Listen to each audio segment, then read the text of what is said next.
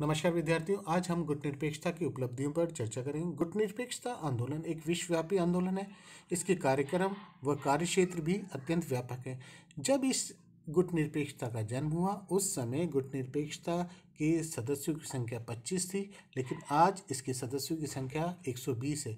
इसकी सदस्यों का विस्तार यह दर्शाता है कि निश्चित तौर पर इसके कार्यक्रम, नीतियाँ, उद्देश्य विश्व व्यवस्था पर अत्यधिक सफल हुए और अधिकतर विश्व विकासशील राष्ट्र इसके सदस्य हैं। आज विकासशील राष्ट्रों का ये जो संगठन है एक मजबूत विश्वव्यापी संगठन है, जिसने न केवल विश्व व्यवस्था को प्रभावित किया बल्कि शीत युद्ध के समय अपनी प्रभावी भूमिका निभाई, और इसकी प्रभावी भूमिका के कारण विश्व व्यवस्था में तनाव को कम करने का प्रयास सदैव किया गया।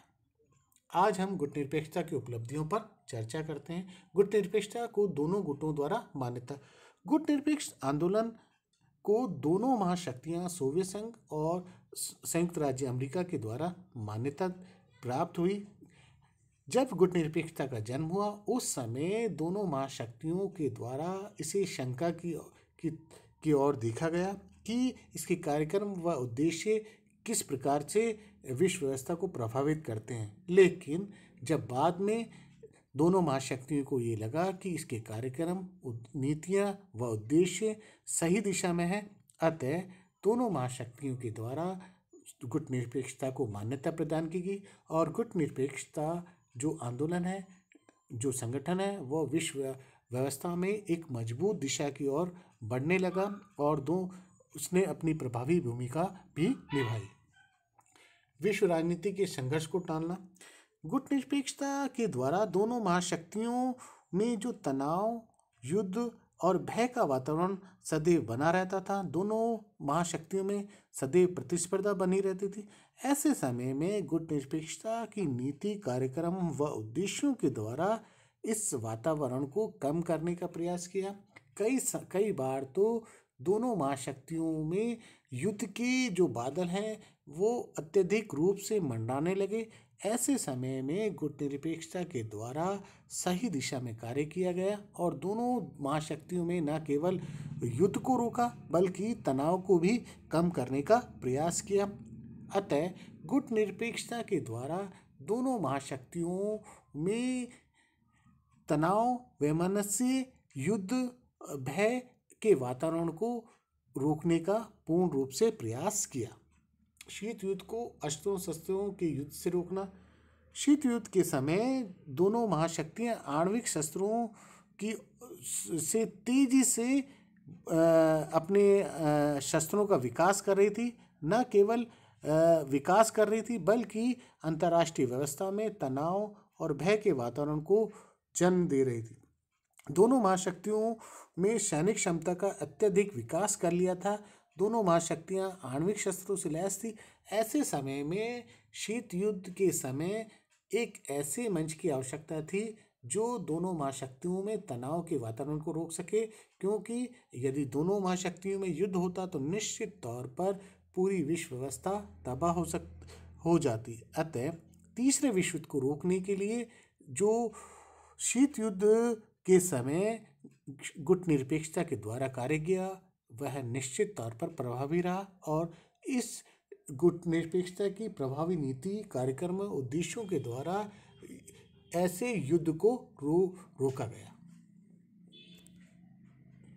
निशस्त्रीकरण की दिशा में बढ़ना।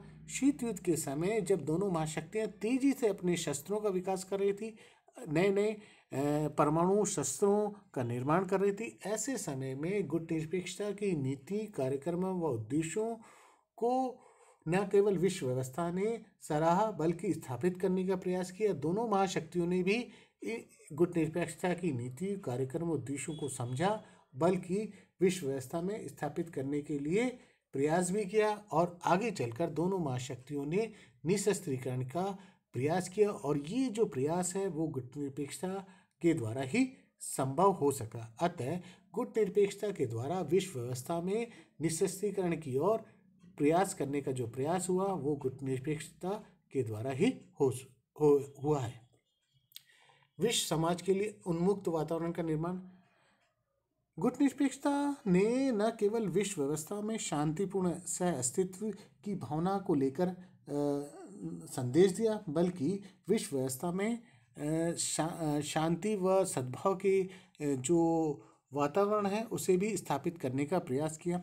क्योंकि शीत युद्ध के समय दोनों महाशक्तियों में जो तनाव वैमनस्य युद्ध का वातावरण था, दोनों के बीच जो प्रतिस्पर्धा की जो भावना थी, उन व्यवस्थाओं को कम करने का जो प्रयास है वो निश्चित तौर पर गुटनिरपेक्षता के द्वारा ही किया जा रहा था। और विश्व व्यवस्था में गुटनिरपेक्षता की नीति, कार्यक्रमों, उद्देश्यों को लेकर जो भी कार्य किए जा रहे थे, वह विश्व के सभी देशों ने उन्हें न केवल मान्यता प्रदान की, बल्कि उन्हें अब ये लगने लगा कि विश्व व्यवस्था में शांतिपूर्ण सह अस्तित्व की भावना को लेकर कार्य करना चाहिए। अतः विश्व के समाज के निर्माण के लिए जो गुटनिरपेक्षता कार्यक्रम और उद्देश्यों को लेकर कर रहा है वह सही दिशा में है। इसी को ध्यान में रखते हुए विश्व में एक ऐसे वातावरण का निर्माण हुआ जहां सभी देशों को ये लगने लगा कि हमें आपस में सामंजस्य के साथ कार्य करना चाहिए। प्रकृति के अनुरूप विकास करना।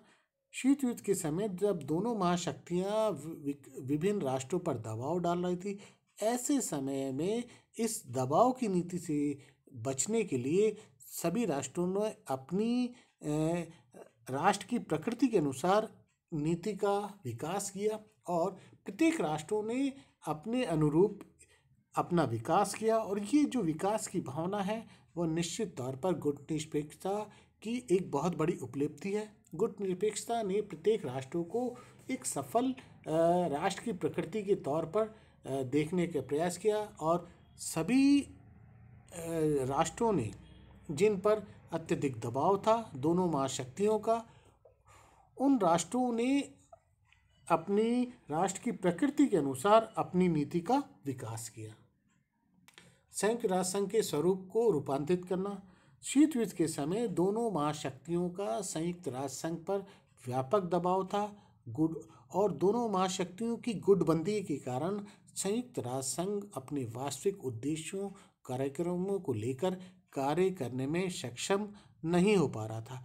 ऐसे समय में गुटनिरपेक्षता के द्वारा न केवल संयुक्त राष्ट्र संघ के वास्तविक कार्यक्रमों, उद्देश्यों को कार्य करने के लिए न केवल प्रयास किया गया, बल्कि दोनों महाशक्तियों में तनाव के वातावरण को कम करने का प्रयास किया, जिससे कि संयुक्त राष्ट्र संघ वास्तविक उद्देश्यों को लेकर कार्य कर सके। विकासशील राष्ट्रों के मध्य सहयोग। गुटनिरपेक्षता में अधिकतर राष्ट्र विकासशील राष्ट्र हैं और इन विकासशील राष्ट्रों की समस्याएं लगभग एक जैसी हैं।